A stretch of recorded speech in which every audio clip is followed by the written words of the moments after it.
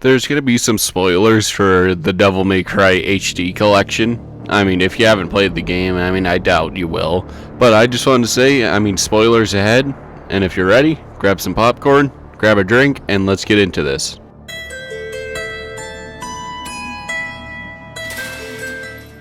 So I really enjoyed the HD collection. There's one game I hated in this trilogy, but we'll get to that when we get to it. So the way I want to tackle all three of these games is I want to make each one a little subsection. So it'd be Devil May Cry 1, then it'd be like what I enjoyed about it, and then talk a little bit about the story, gameplay, atmosphere, and then so on, because I think those are going to be the three main points, and then go on to the next game. So Devil May Cry, the original trilogy, HD collection, whatever you want to call it, was a very fun experience, except for one of them. And this is why a verdict has been called on the HD collection.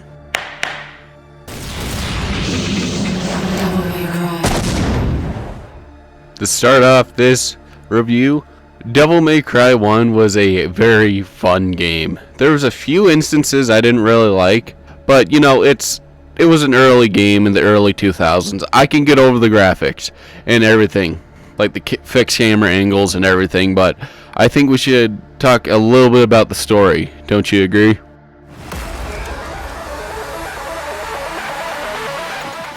Devil May Cry 1 starts off with Dante in his own establishment when all of a sudden the door bursts down and we meet a blonde woman named Triss. She gets him to go to this island to deal with all these demons and more demons and tons of demons. And you know, as you're playing through the game, everyone recognizes you as the son of Sparta. You don't really know who Sparta is. The only thing you know is you're here to kill some demons and get this job completed. So off the bat, super simplified version of the story. I did really enjoy this game a lot. Dante wasn't fully a joking character. He was more stoic. He was more silent. Yeah, there's times he talked, but it really wasn't much. Unlike where you see him in later games where he's talkative, joking. I don't know, does cocky work? I'm not sure about that one. I'm definitely in Devil May Cry 3, maybe a little cocky, but the first game, I liked the story. It was very fun, and you know, kind of definitely had a lot of aspects about it I enjoyed, because you overall had the betrayal of Triss, where you thought she actually was working with the main bad guy of the game, Magnus, believe that's what his name was, and with his whole relationship with her, and actually being like, you look like my mother, but you are not her, before, you know, find the final boss a few times, and then escaping Resident Evil 4 style via a plane. That plane was definitely really cool. I had a lot of fun with this game.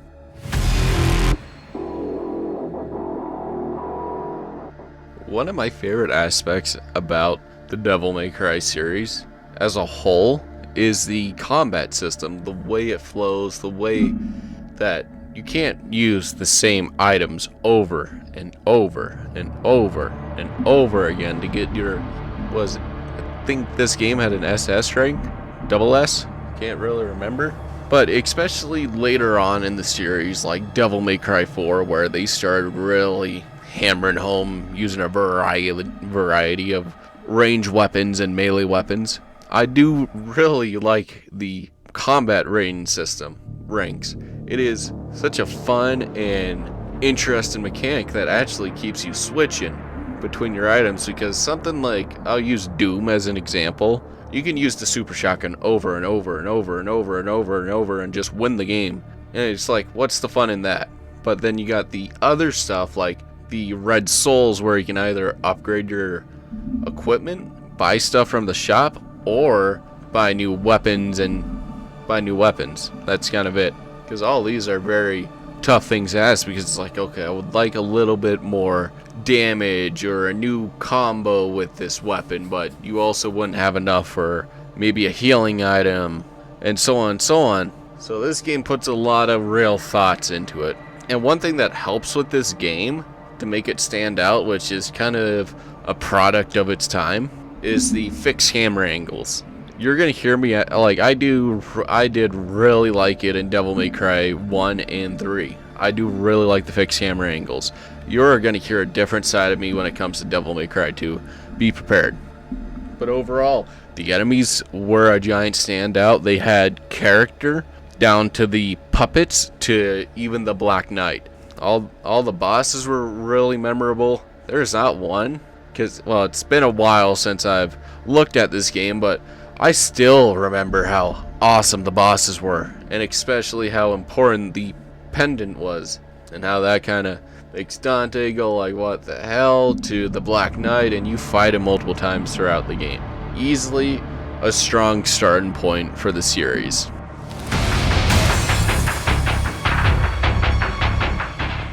So I'll have to knock down Devil May Cry 1 for this, but the environments are a little rough to look at. And I know I said it before, it's a product of its time, but it is a rough game to look at. Because especially someone like me, where I could see a lot of developer tricks and a lot of easier things that probably most people would miss, like the skybox being a lot closer than being pushed all the way out there, or even just a part of the sky. It's stuff like that I can really see. And this game doesn't really have color. I don't know if that makes sense, but what I mean is it's kind of more or less half the game is just like either gray, brown. Guess it's kind of it, really. But then you got like the hell levels, or you got the ones that really stick out that are all white or red, or at night with, you know, like a boss you're fighting that has tons of lightning and hellfire. Because yeah, I mean it works. I mean it's if it wasn't for the gameplay, I definitely wouldn't really enjoy this game as much.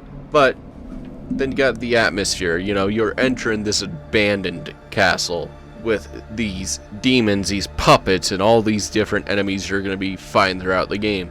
It's actually kind of cool. It kind of reminds me of the castle section in Resident Evil 4 if it was more abandoned and, you know, there wasn't zealots in the Salazar guy. So either way, I mean, I didn't really have much to say for the environments, because I mean, you're in a castle, you're gonna eventually see like the basement, the roofs, all the different rooms and everything. So that's all I got for the environments.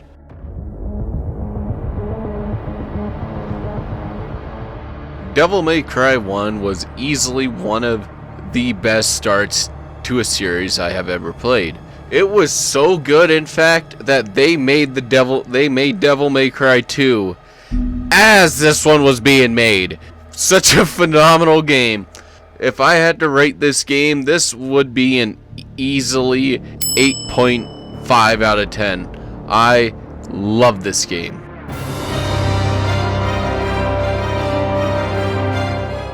You remember how I said that the first game was so good that they greenlit the second one? I don't know what went wrong. Well, I do know what went wrong. They greenlit a second one before the first one even came out. I am going to be honest, this is going to be a way shorter section out of the 3 games, because I hate this game. I hate this game. So, I guess we should just start with the gameplay, I guess. Or the story. Well, I don't really want to do either. Fuck. Great, here we go.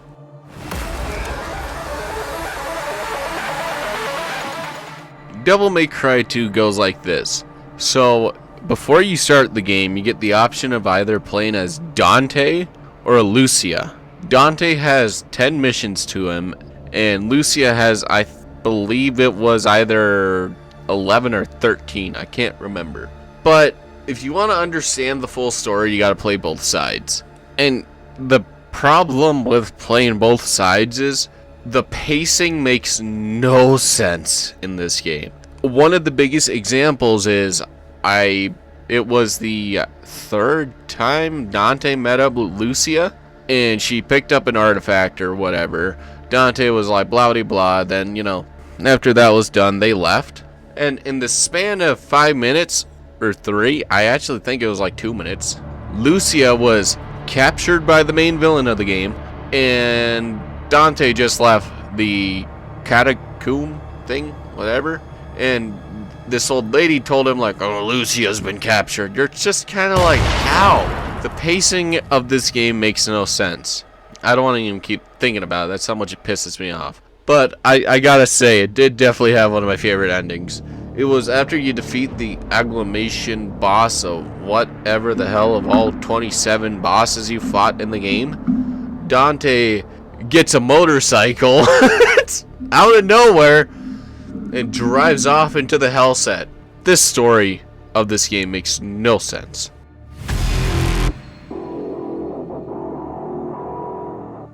Alright, if I get loud during this section, you have been warned, because this game, I don't know what they were smoking in the development room, but this game was miserable to play.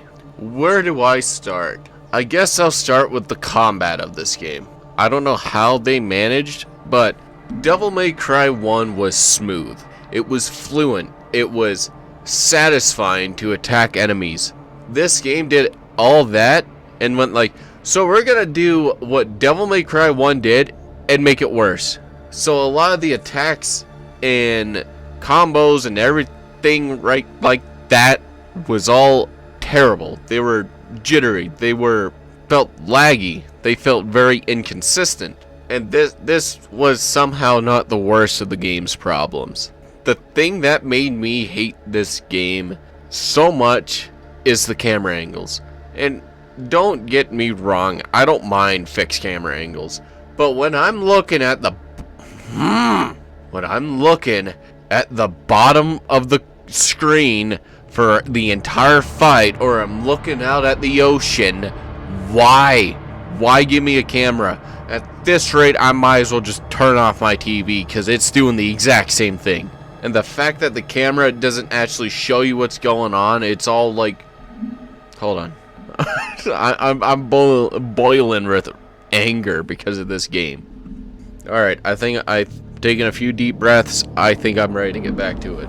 But there was one level in this game where I had to go find 5 of these crystal things, and for some reason I was running towards the camera, and all of a sudden I was looking at the bottom left of the screen. Bottom left of where Dante was sitting, or Lucia. I can't remember. I blocked out this whole game in my head. But single-handedly, the camera angles really ruined this game. And then the last thing I have with this section is the enemies. The problem with the enemies is they're not that interesting. I can't remember what I fought in this game. The 2 that absolutely sucked were the infested tanks, because there's no easy way of getting rid of them. You just have to just hit them over and over and over and over and over and over until they drop. And the one that especially pissed me off, and it was for Dante, was the infested helicopter. That one drove me insane. It would be one thing if I was able to do a little bit more damage, respectable damage. I don't want to be one-shotting all this stuff. But there's no way I'm doing like tickle farts of health. But whatever. I don't have to play this game ever again, so whatever. I don't care about this game.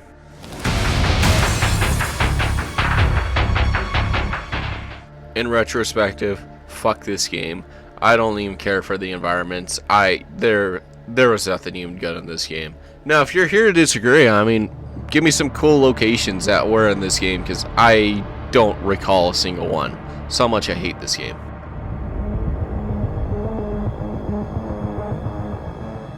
Devil May Cry 2 is single-handedly the worst Devil May Cry game out of all 6 of them. Because you have to look at gameplay, story, environments, and this game did such a terrible job in 2 of those settings, story and gameplay. I can't rate this game any fairer than a 3 out of 10. This game was awful. There was maybe one memorable moment when Dante switched out the coins with the main villain of the game, and he's like, my life! Besides that, this game can just go in the landfill next to E.T. for all I care.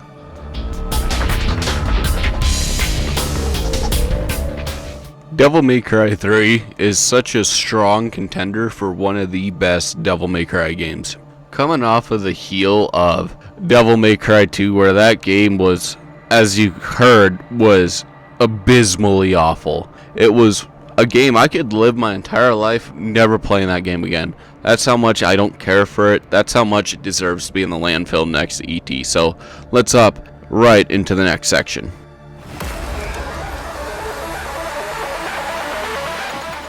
Devil May Cry 3 is a prequel to Devil May Cry 1. It takes place before the first two, which is kind of a little mind loopy, but this is where you see that Dante gets his devil trigger, his interaction with his brother, why it's important to him in the first game, and he's overall younger and kind of cockier in this game, which is quite the contrast from the first game where he's more stoic and silent. Because the story, you put it simply, start off in the Devil May Cry building, then whatever else, you get outside, and then a giant tower comes out with Virgil waiting for Dante to get out and fight him. So pretty much the whole game is that entire citadel with maybe some hell levels in the demon world and everything. Because besides that, that's kind of in a nutshell of what the game is. Because it's more in depth than what I just said. Because you have characters like Lady, where her father is actually in bed with Virgil, but he actually turns out to be really evil, and Virgil doesn't actually care for him, not at all. And Lady ends up killing her father, which ultimately ends Mary's life, but it revives someone else within her. Overall, I did really enjoy the story. This was so much more cohesive, made so much more sense than Devil May Cry 2, where Dante just left the catacombs and then all of a sudden Lucia was captured in like 3 minutes. Everything in this game was a vastly and major step up from Devil May Cry 2.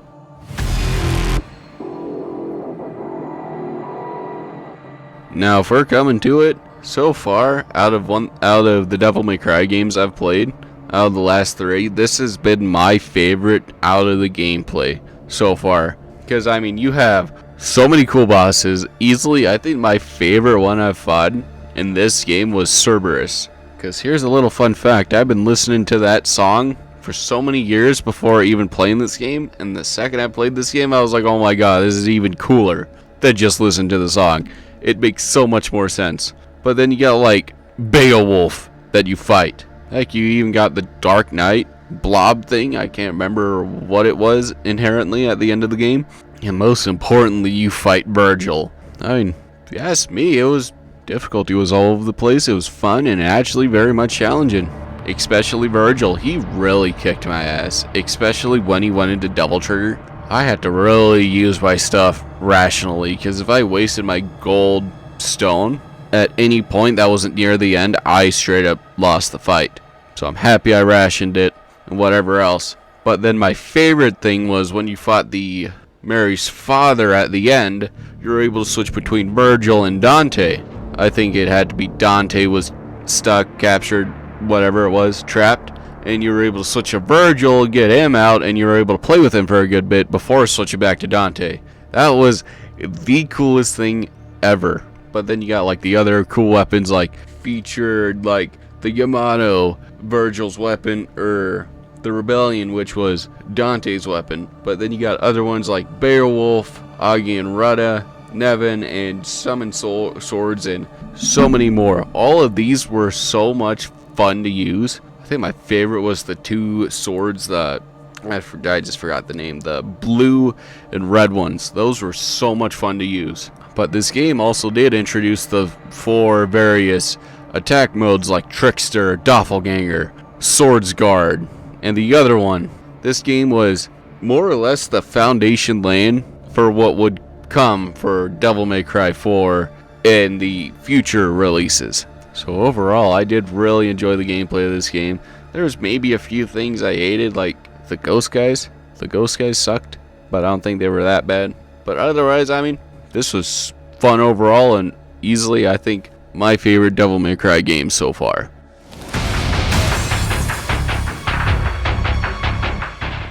I don't got much to say for the environment. Because it's kind of the same color scheme, but, the colors are a little bit more different than brown, orange, grays, blacks. Because when you actually get into the Citadel, it's far more interesting to look at. The colors are more variant and more unique. But I think what really sells this game to me is maybe the few hell, like Demon World levels, and especially that Citadel. That thing is so cool to look at from a distance, and you could see the destruction from it in the surrounding areas, how much it ruined, how much it ripped up, and everything. It was quite cool to look at, so that's kind of it.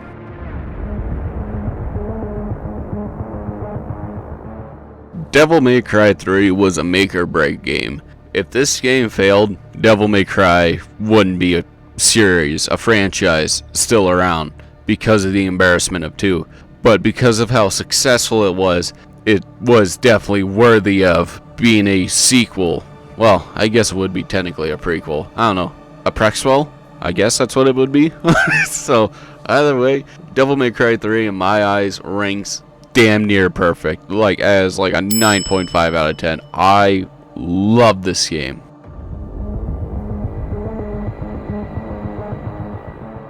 Now let's take a step back and let's look at the collection as a whole, because Devil May Cry, the HD collection at least, is a solid experience. There is a third of it that most people, including myself, recommend that you should never, ever play. And with how much I've worn down on the name, Devil May Cry 2 is that game. So I can't say this is an epic, stylish game, because if I had to, collection I meant. If I had to say that, I would have to lump Devil May Cry 2 into it. But overall, this collection, and I hate to give it this low of a rating because of Devil May Cry 2, but the individual games of Devil May Cry 1 and Devil May Cry 3 were solid enough that it was great, it was fun.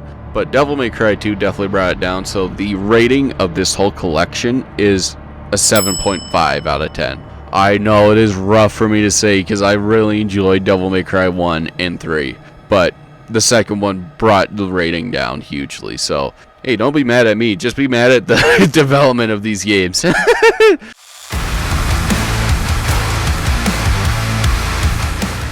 Thank you very much for watching the Devil May Cry HD collection, Reaper's Verdict. Because next time we talk about Devil May Cry, it's going to be, how I'm planning it right now is it's going to be Devil May Cry 4 and Devil May Cry 5 together in a review, and then I'm thinking of doing the reboot on its own terms, because from what I've heard, that one's pretty divisive. So either way, I want to know, what do you think about my review of the 3 games? Do you think my scores were right, justified, wrong, or if I'm an idiot?